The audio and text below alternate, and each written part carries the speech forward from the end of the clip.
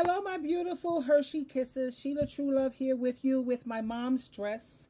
My mom passed away March 13th, 1997 when she made her heavenly transition. And I still have this same dress from my mom. And I love it. It makes me feel very, very close to her.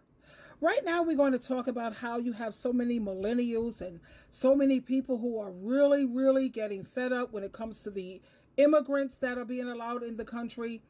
To when they're going to permit people to retire. They're talking about well into your 80s. Let's listen in.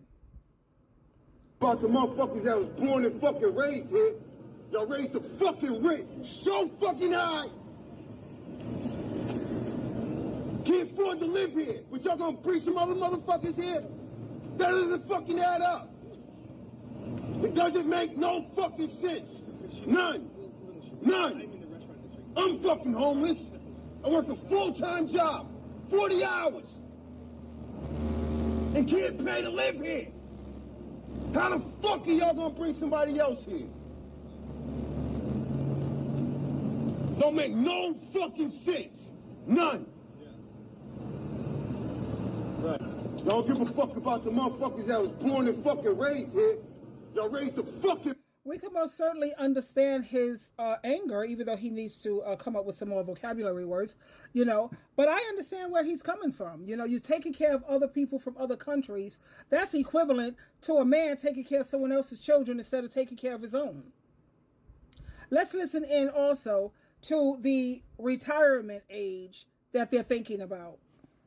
They talking about they're going to start giving us retirement benefits at 86. Listen to me. They can raise this retirement age to 107 fucking teen. I don't care if I retire with $1 million in the bank or $12 in the bank. And when I'm tired, when I'm done working and I'm going to start scamming at 50. They're talking about most millennials will be able to retire in their mid 80s. And do fucking what? Mid 80s, bitch, my knees hurt now.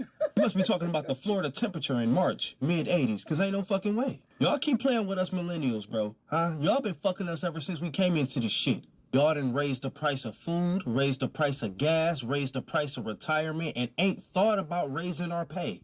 And we are legit trying so hard to be on the straight and narrow. Work a 9 to 5, climb the ladder, get a 401k, save a little money, be cool with vacationing maybe once a year, scan everything in the checkout line, pretend like we not jealous of everybody that got away with the PPP loans, trying to invest in Bitcoin and stock and bloody fucking blah.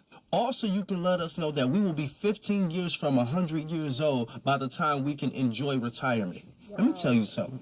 Y'all got a couple more elections to get this shit together. Or 50% of millennials is about to start a life of crime. I'm telling y'all, I used to steal all sorts of things, and I'm good at it. Y'all not about to have us in the workforce at fucking 90 years old. Jail ain't even looking that bad at this point. They talking about they're going to start giving us retirement benefits at 86. Listen to me. They can raise this retirement age to 107. Yeah, that is definitely what's going to happen. You're going to see a lot of people turning to a life of crime. They're going to go into the stores and start stealing. And the stores are not going to lose any money. So what's going to happen is that's going to cause the prices in the stores to skyrocket. Because they're going to make up for the things that were stolen. And who is that going to hit the most? The older ones. It's going to definitely not be pretty. Let me go back to what this man was saying in terms of he works 40 hours a week. 40 hours, he's working hard, busting his behind, and you still can't afford to live here. The rents are astronomical. Let me see what some of the other people are saying. You can hear the frustration in his voice. Absolutely. The anger, the hurt in his voice breaks my heart. Another person says, I wish I could repost this 1,000 times. This guy is venting how we all feel. Bro, he needs to record himself singing DMX songs.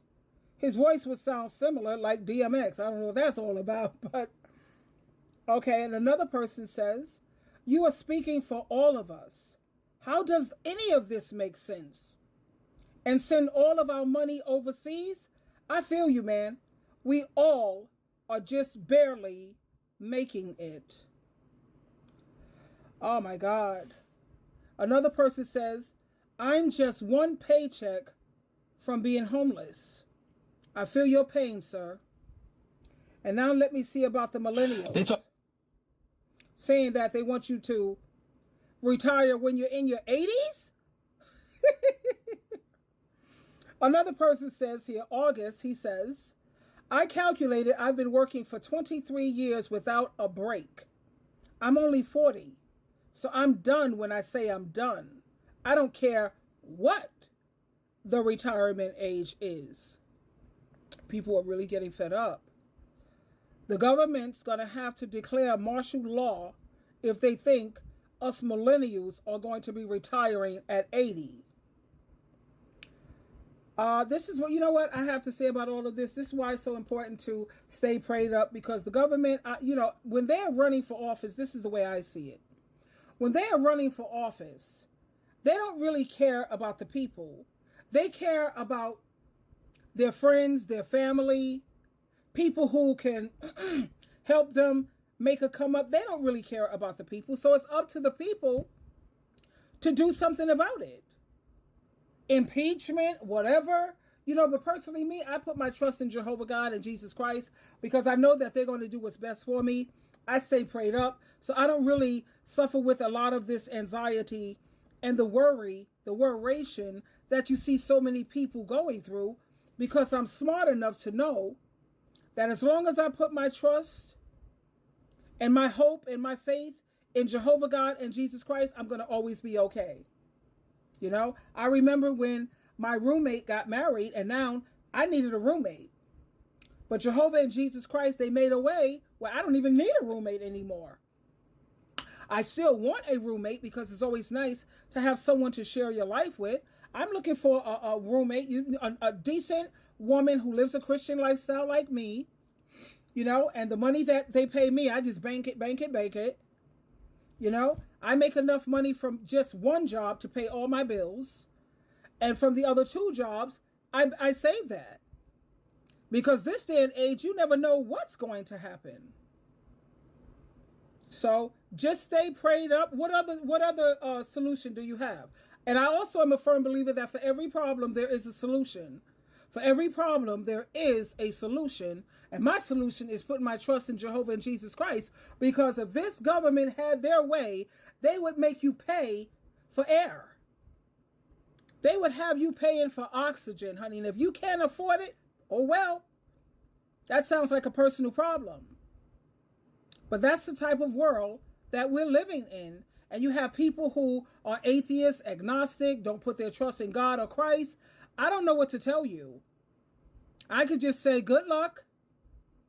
And I don't know. But I know as for me and my household, we're definitely going to put our trust and our faith in Jesus Christ. Of course, we're going to be working in harmony with our prayers. Always looking for opportunities to make more money. Because let me tell you the three things that I focus on right now. Because I don't need no stress. I'm diabetic, and stress will cause your sugar levels to skyrocket. And it will cause your blood pressure to skyrocket. My blood pressure last time was 120/70, honey. That goes to show you I stay away from stress. I can't be so bothered. The main things I focus on is building myself up spiritually and my ministry, taking care of me and royalty, because my children are grown and they are very self-sufficient and they're well and they're on God and Jesus' team, and making money. That's all I focus on. That's all I care about. Now, if my children were ever in crisis, I'm going to raise up. I'm going to show up and show out. My bestie, Teresa, if she's ever in a crisis, I'm going to show up and show out. Other than that, baby, I'm good. So the secret to not being so filled with worration and anxiety, put your trust in your Heavenly Father and Jesus Christ. He didn't say I'm your Savior for no reason. He is definitely your Savior, and He will save you every time. He may not be there when you call, but I promise you this. He ain't never late. Trust and believe. Twinkle, twinkle, twinkle.